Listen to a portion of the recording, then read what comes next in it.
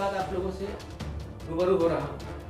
निश्चित तौर पर कई लोगों को कुछ शिकायतें होंगी, लेकिन साथियों मैं पहले दिन से आप लोगों से कहता आया हूँ, मैं कोई भी ऐसा गलत या अफवाह जैसी जो बातें सहारा को लेकर के आती है उसको लेकर के मैं कभी भी आप लोगों के पास नहीं आऊँगा। मैं जब भी आऊँगा ऑथेंटिक और एक जो बातें जो सहारा और सुप्रीम कोर्ट सेबी की तरफ से जो सामने आती है, हम तक पहुंचती है, मैं उन्हीं बातों को लेकर आप लोगों के पास आने की बात करता रहा हूं।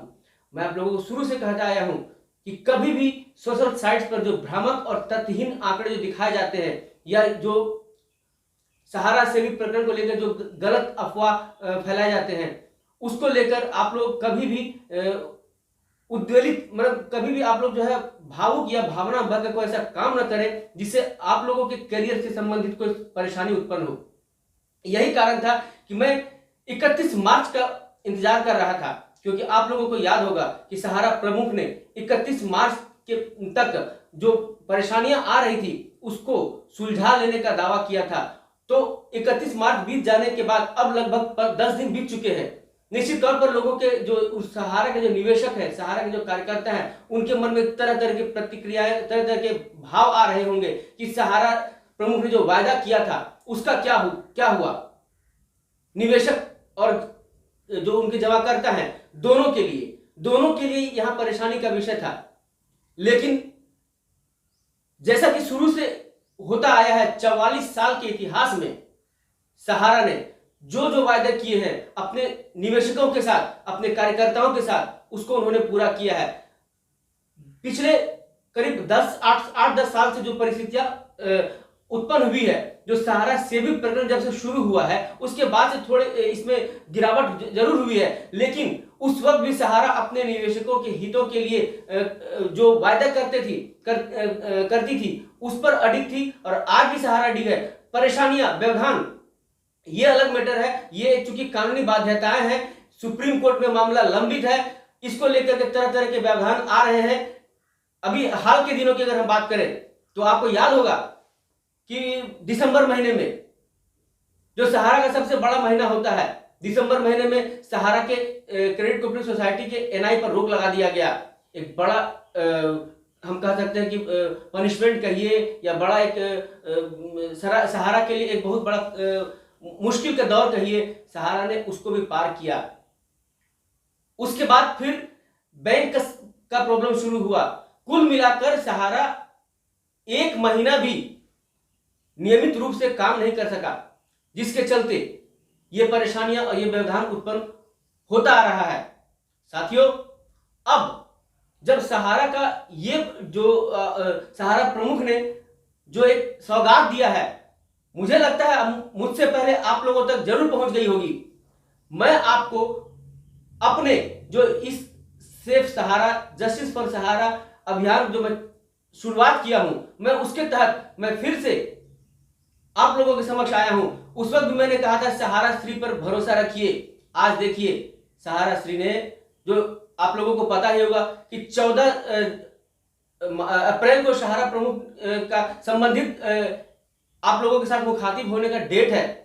उसके पहले जिस तरह से आप देख सकते हैं कि सहारा ने 1000 करोड़ रुपए अपने निवेशकों के लिए दिए हैं। निश्चित तौर पर यह एक बहुत छोटी रकम है, कहां 24,000 करोड़, कहां 1000 करोड़, लेकिन यह तय मानिए कि अब सहारा के अच्छे दिन वो शुरू हो चुके हैं। साथियों, मैं अभी भी देश के तमाम जो सहारा के निवेशक हैं, सहारा के जो कार्यकर्ता हैं, खासकर जो देश के रेगुलेटर, जो सेबी के साथ जो विवाद चल रहा है, आप जरा सोच के देखिए, विवाद अभी खत्म नहीं हुआ है। मामला माननीय न्यायालय में विचाराधीन है, सुप्रीम कोर्ट में विचाराधीन है।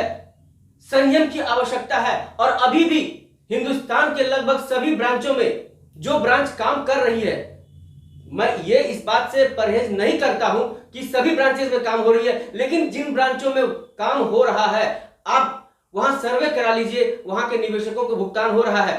थोड़ी परेशानी हो रही है, लेकिन उस परेशानी के लिए जिम्मेवार कौन है, ये आप अपने दिल पर हाथ रख के बोलिए। मैं बार बार इस बात को दोहरा रहा हूं कि थोड़ा एफर्ट अब कार्यकर्ताओं को लगाने की आवश्यकता है।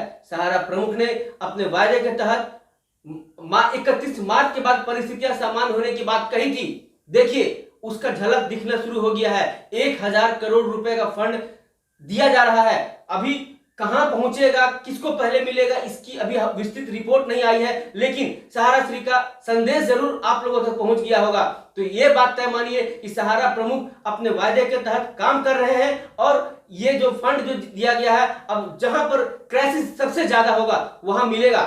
संयम रखे साथियों, और अपने जो सहारा प्रमुख है उन पर भरोसा रखें, क्योंकि 44 साल के इतिहास में पिछला 10 साल की बात हम नहीं कर रहे हैं, पिछले 10 साल को आप छोड़ दें, 11 साल जब से सहारा सेवी प्रकरण शुरू हुआ है, इतना व्यवधान झेलने के बाद एक फाइनेंशियल सेक्टर, दूसरा फाइनेंशियल सेक्टर अगर हुआ होता आज वो कहां उसका अस्तित्व समाप्त हो गया होता। लेकिन इस सहारा इंडिया परिवार के बारे में मैं बार बार कह रहा हूं कि इन्होंने जो जिस तरह से 44 साल के इतिहास में जो वायदे किए थे अपने निवेशकों के साथ में 100% पूरे कर रहे हैं। अब देखिए जिनका विलंब से भुगतान हो रहा है उनको भी विथ इंटरेस्ट दिया जा रहा है। ये बात आप अच्छी तरह से जानते हैं। अब सामान्य ये एकदम सही बात है कि कई निवेशक पैसे के अभाव में घोर क्राइसिस झेला है। कई कार्यकर्ता सड़क पर अपने जमाकर्ताओं के पास जाने से घबरा रहे हैं। निश्चित तौर पर दौर ही वैसा है, लेकिन अब आपको भरोसा रखना होगा साथियों। मैं आपको जब से इस सहारा सेवी प्रकरण को लेकर, जब जस्टिस फॉर सहारा अभियान को लेकर मैं जब से आप लोगों से मिल रहा हूं, कुछ लोग मुझे फॉलो कर रहे हैं, कुछ लोग मुझे गालियां दे रहे हैं, लेकिन मैं हर बार आप लोगों से यही कहता आ रहा हूं कि आप सब्र करें, आप संयम रखें, क्योंकि यहां पर नाइंसाफी नहीं हो रहा है। थोड़ा बाध्यता है, जब सुप्रीम कोर्ट के आदेश के अनुसार सहारा जो भी पैसा ला रहा है वो सहारा सेवी अकाउंट में जा रहा है, और जब तक कि सुनवाई सुप्रीम कोर्ट में नहीं होती है तब तक उस पैसे से सहारा खर्च नहीं कर सकता है। आज हो, 2 महीने बाद हो, 4 महीने बाद सुनवाई होना है, और जब सुनवाई होगी तो सिर्फ सेबी का पक्ष नहीं लिया जाएगा, सहारा के पक्ष पर भी बात होगी। सहारा ने पैसे दिए हैं तो पैसे सेबी ने किनको दिए हैं इस पर भी बात होगी। अब सहारा प्रमुख ने जब 1,000 करोड़ रुपए दिए हैं तो उसका भी हिसाब होगा। आप लोग संयमित रहें और निश्चिंत रहें कि हर एक जो निडी जमा करता है उन तक पैसा पहुंचेगा और उसके माध्यम आप बनेंगे। खुशहाल रहें और संयमित रहें और सहारा को पूरा सहयोग करें, क्योंकि ये लड़ाई एक सिस्टम के खिलाफ है, एक ऐसे सिस्टम के खिलाफ है जिसका कोई हम कहते हैं अर्थ नहीं है, अर्थहीन एक ऐसा सिस्टम ने ऐसा वो क्या कर सकते हैं, ऐसा प्रतिबंध लगा दिया जिसका कोई औचित्य नहीं है। मैं उस सिस्टम से बात कर पूछना चाहता हूं, आखिर देश में इतने नॉन बैंकिंग कंपनियों के साथ में ऐसा फर्जीवाड़ा हुआ, आज उन नॉन बैंकिंग कंपनियों का पैसा क्या उन निवेशकों तक पहुंचा? नहीं पहुंचा। लेकिन सहारा एक एक निवेशक तक, सहारा के कार्यकर्ता एक एक निवेशक तक पहुंचकर उनका पैसे का भुगतान करवा रहे हैं। थोड़ी विलंब हो रही है, लेकिन अगर सिस्टम के इस तुगलकी फरमान के आगे सहारा इंडिया परिवार घुटने टेक देती तो निश्चित मानिए कि आज सारा का सारा पैसा वो उसका कोई अता पता नहीं चलता। एक एक निवेशक का भुगतान हो रहा है। मैं गवाह हूं, मैं देख रहा हूं, क्योंकि मैंने आपको शुरू से कहा है मैं सहारा को काफी करीब से जान रहा हूं।